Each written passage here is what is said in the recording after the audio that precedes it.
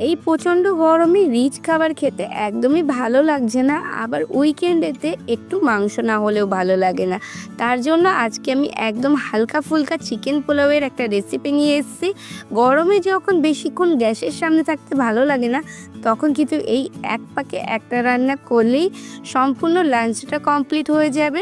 তো হ্যালো বন্ধুরা, আমি শুভ্রা, রান্নাঘরে পরিবার চ্যানেলে আপনাদের স্বাগত জানাই। চলুন তবে রেসিপিটা দেখে নেওয়া যাক।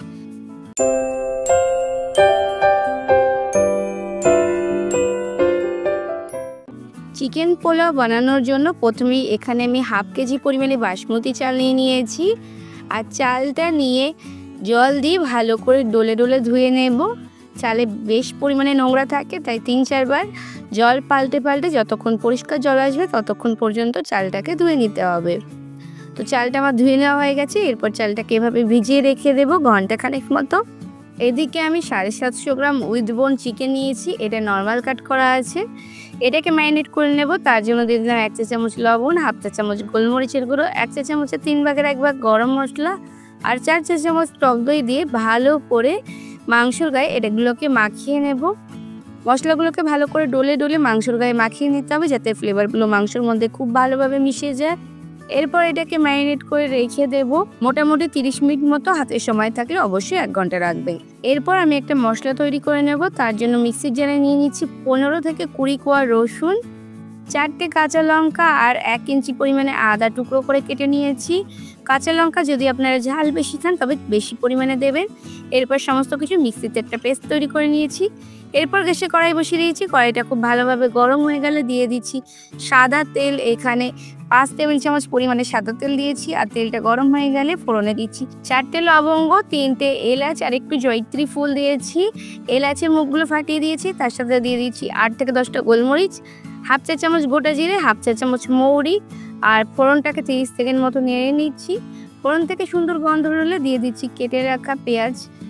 একদম ঝিরিঝিরি করে কোচানো 4টে পেঁয়াজ আমি এখানে দিয়েছি। আর পেঁয়াজটা নেড়ে চেড়ে ভেজে নেব যতক্ষণে পেঁয়াজের কালারটা পাল্টে যায় বেশ সোনালি রং আসা পর্যন্ত। পেঁয়াজ যত তাড়াতাড়ি ভাজা হয়ে যায় তাই এখানে দিয়ে দিচ্ছি 1 চা চামচ লবণ। লবণটা কিন্তু আমি এখনই অ্যাড করে দিলাম। এরপর নেড়ে চেড়ে পেঁয়াজটাকে ভেজে নেব। পেঁয়াজটা ভাজতে সময় লাগবে হাই টু মিডিয়াম ফ্লেমে 5 থেকে 6 মিনিট মতো। তো 5 থেকে 6 মিনিট পেঁয়াজটাকে আমি ভেজে নিচ্ছি। আর দেখুন আস্তে আস্তে পেঁয়াজের রঙটা কিন্তু পাল্টে গেছে, পেঁয়াজটা বেশ সুন্দর সোনালি রং ধরেছে। ঠিক এ পর্যায়ে আমি এখানে দিয়ে দেব আলু। এখানে আমি একটা বড় সাইজের আলু এরকম ডুমো ডুমো করে কেটে নিয়েছিলাম। আলুটা কিন্তু সম্পূর্ণ অপশনাল, আপনারা চাইলে নাও দিতে পারেন, তবে বাঙালিরা যেহেতু সব কিছুতেই আলু খেতে ভালোবাসে তাই এখানে আমি একটু আলু দিয়েছি। তবে আলুর সাইজ কিন্তু খুব বেশি বড় করা যাবে না, এরকম একটু ছোট সাইজের করে দিতে হবে। আলুটা দেওয়ার পর 3-4 মিনিট মতো একটু নেড়ে চেড়ে ভেজে নিয়েছি আলুর একটু কাঁচা গন্ধটা কেটে যাওয়ার মতো। তারপর আমি এর মধ্যে দিয়ে দেবো আগে থেকে যে মশলার মিশ্রণটা করে রেখেছিলাম সেই মশলাটা। আর পুরো মশলাটাই কিন্তু আমি এখানে দিয়ে দিয়েছি। এরপর নেড়ে চেড়ে কষিয়ে নেব 3-4 মিনিট মতো হাই টু মিডিয়াম ফ্লেমে রেখে। যতক্ষণে মশলার কাঁচা গন্ধটা কেটে যায় ততক্ষণ পর্যন্ত কষিয়ে নিতে হবে। আর কষাতে কষাতে কিন্তু মশলার কাঁচা গন্ধটা কেটে গেছে আর মশলা থেকে তেলও ছেড়ে দিয়েছে। ঠিক এ পর্যায়ে অবধি মশলাটাকে কষিয়ে নেওয়ার পর এখানে আমি দিয়ে দিচ্ছি হাফ চা চামচ ধনে গুঁড়ো, হাফ চা চামচ জিরে গুঁড়ো। ধনে আর জিরেটা দেওয়ার পর আবারও 2 মিনিট মতো একটু নেড়ে চেড়ে কষিয়ে নেব। 2 মিনিট মতো কষিয়ে নেওয়ার পর আগে থেকে যে মাংসটা ম্যারিনেট করে রেখেছিলাম সেই মাংসটা এখানে আমি অ্যাড করে দিচ্ছি। মাংসটা অ্যাড করে দেওয়ার পর মাংসের সাথে যে মশলাটা ছিল বা দইটা ছিল সবটাই কিন্তু আমি এখানে পাত্র থেকে পরিষ্কার করে দিয়ে দিয়েছি। এরপর গ্যাসের ফ্লেম হাইতে রেখে নেড়ে চেড়ে কষিয়ে নেব 3 থেকে 4 মিনিট মতো। আর গ্যাসের ফ্লেম হাইতে রেখে কিন্তু মাংসটাকে কষাতে হবে, নাহলে মাংস থেকে জল ছেড়ে দেবে। আর যখন একটু কষানো হয়ে যাবে 3-4 মিনিট মতো, তখন গ্যাসের ফ্লেমটা একদম লোতে করে দিয়ে ঢাকা চাপা দিয়ে রান্না করে নেব যতক্ষণে মাংসটা সেদ্ধ হয়, মোটামুটি 20 মিনিট মতো। তো 20 মিনিট পর আমি ঢাকনাটা খুলে নিচ্ছি। আর এ পর্যায়ে দেখুন মাংস থেকে কিন্তু অনেকটা পরিমাণে জল বেরিয়ে গেছে। আর এ পর্যায়ে কিন্তু মাংসটা 80% সেদ্ধ হয়ে গেছে, আলুটাও কিন্তু মোটামুটি 80% মতো সেদ্ধ হয়ে গেছে। একটু নেড়ে চেড়ে মিশিয়ে নিয়ে এর মধ্যে দিয়ে দিচ্ছি ছোট কাপের 1 কাপ দুধ। চিকেন পোলাওতে কিন্তু দুধটা অবশ্যই দিতে হবে। আর তার সাথে দিয়ে দিচ্ছি জল। যে পরিমাণে চাল নিয়েছি সেই পরিমাণেই জল দিয়েছি। এখানে আমি 500 গ্রাম চাল নিয়েছিলাম তাই 500 ml জল দিয়েছি। আপনারা যতটা চাল নেবেন ততটাই জল ব্যবহার করতে হবে। নেড়ে চেড়ে মিশিয়ে গ্যাসের ফ্লেমটা বাড়িয়ে দিয়ে ফুটে ওঠা পর্যন্ত ওয়েট করব, যতক্ষণে পুরো জলটা টকবগিয়ে ফুটে ওঠে। তো দেখুন জলটা কিন্তু ফুটতে শুরু করে দিয়েছে। এই পর্যায়ে একটু নেড়ে চেড়ে আমি মিশিয়ে নিচ্ছি, আর তারপর দিয়ে দিচ্ছি যে ভিজিয়ে রাখা চালটা ছিল সেই চালটা, পুরো চালটা এখানে দিয়ে দিচ্ছি। চালটা দিয়ে নেড়ে চেড়ে সমস্ত কিছু মিশিয়ে নেব। গ্যাসের ফ্লেমটা হাইতে রেখেই রান্না করতে হবে যতক্ষণে চালটা ফুটে ওঠে বেশ কিছুটা, ততক্ষণ পর্যন্ত। তো আমি নেড়ে চেড়ে মিশিয়ে নিচ্ছি। আর এখানে আমি নেড়ে চেড়ে মিশিয়ে নেওয়ার পর এর মধ্যে দিয়ে দিচ্ছি বেশ কয়েকটা কাঁচা লঙ্কা। কাঁচা লঙ্কার ফ্লেভারটা কিন্তু বেশ ভালো লাগে, অবশ্যই দেবেন। তো গোটা কাঁচা লঙ্কা দিয়েছি এখানে বেশ কয়েকটা। তারপর আবারও একটু নেড়ে চেড়ে মিশিয়ে নিচ্ছি। আর দেখুন এটা আস্তে আস্তে ফুটতে শুরু করছে। আর এটাকে কিন্তু হাই ফ্লেমে দিয়ে রান্না করে নিতে হবে যতক্ষণে চালটা ফুলে ওঠে, মোটামুটি ভেসে ওঠে জলের ওপরে, ঠিক ততক্ষণ পর্যন্ত। আর দেখুন টকবক করে জলটা ফুটতে শুরু করেছে। আমি 5 থেকে 6 মিনিট এভাবে ফুটিয়ে রান্না করেছি হাই ফ্লেমে রেখে। আর আস্তে আস্তে দেখুন চালটা কিন্তু ভেসে উঠেছে, চালটা কিন্তু দেখা যাচ্ছে, জলটা কিন্তু নেমে গেছে।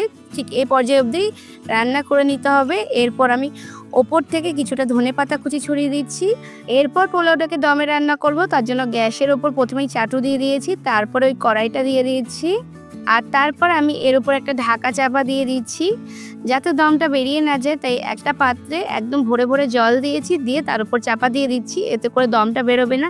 আপনারা চাইলে যে কোনো হাঁড়িতে দিয়েও সাইড দিয়ে আটা দিয়ে সিল করে দিতে পারেন, তবে এভাবে দমে দিলেও কিন্তু দমটা বেরিয়ে যায় না, বেশ ভালো দম হয়। তো এরকমভাবে দমে দিয়ে প্রথমে গ্যাসের ফ্লেমটা হাইতে রেখে 5 মিনিট, তারপর গ্যাসের ফ্লেমটা একদম লোতে রেখে 10 মিনিট মতো রান্না করে নিয়েছি। তারপরে গ্যাসের ফ্লেম অফ করে রেখে দমে রাখতে হবে 15 মিনিট, তারপর খুলে নিতে হবে। আমি এখানে 15 মিনিটের একটু বেশি রেখেছি। আর তারপর দেখুন পোলাওটা কতটা ঝরঝরে হয়েছে, প্রত্যেকটা দানা গোটা গোটা আছে। আর আমি একটু সাইড থেকে তুলেও দেখিয়ে দিচ্ছি, একদম পারফেক্ট ঝরঝরে পোলাও তৈরি হয়েছে।